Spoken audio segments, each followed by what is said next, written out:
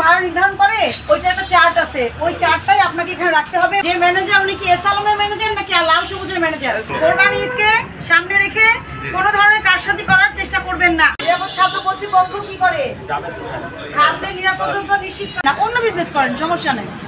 নাহলে কি হবে, বারবার জরিমানার আওতায়, যেটা আইন মেনে আপনি আয়ত্তের মধ্যে, ইয়েস ভেরি গুড, আয়ত্তের মধ্যে যেটা আছে। আজকে আমরা ঢাকা জেলা কার্যালয় এবং ঢাকা বিভাগীয় কার্যালয়ের দুজন কর্মকর্তা বাইপাইল আশুলিয়া থানার সহযোগিতায় আমরা আজকে একটা অভিযান পরিচালনা করেছি।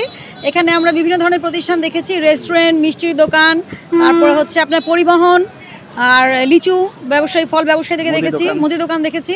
তো আমরা মোট 5টি প্রতিষ্ঠানকে 30,000 টাকা জরিমানা আরোপ এবং আদায় করেছি।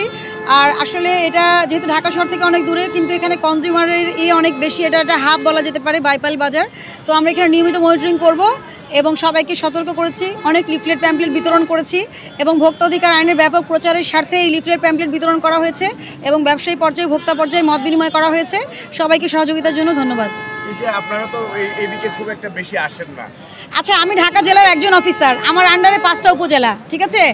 তো এখন আমি 5টা উপজেলায় তো খুব র্যান্ডম, এবং ঢাকা মেট্রোতেও কিন্তু আমাদের অভিযান থাকে, যেহেতু ঈদ সামনে রেখে বা যে কোনো একটা মানে বড় একটা কিছু আসলে পরে, উৎসব আসলে পরে, বা কোনো সেক্টরে যদি দুর্নীতিটা বেশি বেড়ে যায়, ভোক্তা অধিকার বেশি মানে চ্যালেঞ্জিং হয়ে যায়, তখন কিন্তু ঢাকায় টিম বাড়িয়ে দেওয়া হয়। তো সেহেতু আমাদের তো আসলে আমাদের অফিস থেকে এটা টিম করে দেওয়া হয় যে কোন অফিসার কখন কোথায় যাবেন। আর আমি উপজেলা পর্যায়ে আমি কিন্তু সাভার, কেরানীগঞ্জে সবচেয়ে বেশি অভিযান করি, যেমন নামা বাজারে প্রচুর অভিযান করেছি, হেমায়েতপুর, গ্যান্ডা, আর অবশ্যই কেরানীগঞ্জের আটি বাজার, রোহিতপুর বাজার, আর দোহার, নবাবগঞ্জ, ধামরাই, সবগুলোই কিন্তু কভার করতে হয়। সুতরাং একজন ঢাকা জেলার অফিসারের পক্ষে কিন্তু সবসময়, এই জন্য হয়তো আপনার কাছে ভিজিবল না, বাট আমরা তো করছি, এবং মেট্রোতেও করছি না। আমি অনেক ফোন পেয়েছি, এই জন্য আমি এসেছি। আর এখানে দেখেন পরিবেশটা একটু ডিফারেন্ট, যেমন ধরেন এত কাদামাটি যে ওখানে বাজারের ভিতরে ঢুকে কিন্তু আমি সবার সাথে কথা বলতে চেয়েছিলাম, বাট আবহাওয়াটা এরকম যে আমি আজকে এসেও কিন্তু সবার সাথে কথা বলতে পারিনি। আমি চেয়েছিলাম যে প্রত্যেকটা মুদি দোকানে যাব, কিন্তু এই আবহাওয়া এবং এটা যেহেতু দূরে, ঢাকা থেকে মেট্রো থেকে একটু দূরে, তো সেই জন্য এই অসুবিধাগুলো হয়। আমি আমাদের পক্ষ থেকে, ভোক্তা অধিদপ্তরের পক্ষ থেকে আমরা সর্বোচ্চ চেষ্টাই সবসময় করি, আপনারা জানেন, আপনারাও সহযোগিতা করেন, এবং পুলিশের সহযোগিতায় আমরা সমস্ত কাজকর্ম খুব সুন্দরভাবে করে যাচ্ছি। জেলা প্রশাসন, উপজেলা প্রশাসন সবাই সহযোগিতা করছেন, যেমন ইউনো মহোদয় জানেন, এডিএম স্যার জানেন যে আমি আজকে এখানে অভিযানে এসেছি। হ্যাঁ, তো আসলে সকলের সহযোগিতাতেই করব আমরা।